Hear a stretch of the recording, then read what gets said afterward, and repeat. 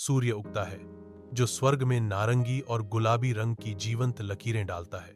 शांत समुद्र के किनारे पुरानी लकड़ी की बेंच पर एलिना एक शॉल में लिपटी बैठी है।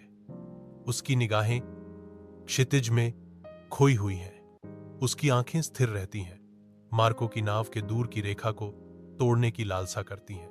राहगीरों की सम्मानजनक निगाहें उसकी शांत निगरानी को स्वीकार करती हैं। कोमल हाव भाव में बच्चे बेंच पर सीपियां अर्पित करते हैं, सहानुभूति और सांत्वना के प्रतीक।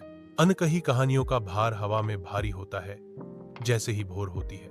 एलिना बेंच पर अकेली बैठी है, उसकी निगाहें समुद्र के अंतहीन विस्तार में खोई हुई हैं।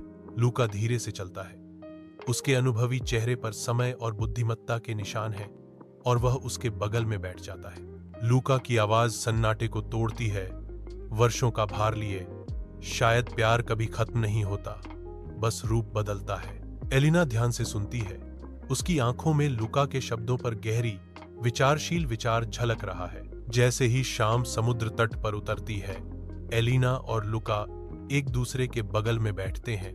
उनकी निगाहें शांत समुद्र की ओर खिंची जाती हैं। सूर्य क्षितिज के नीचे डूब जाता है, जो आकाश को नारंगी और गुलाबी के लुभावने रंग से रंग देता है। एक हल्की हवा में फुसफुसाती है, जो नमक और शांति की खुशबू लेकर आती है।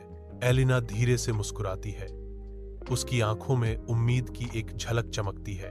वह अब अकेली नहीं है, उसके पास लूका है जो उसे समझता है।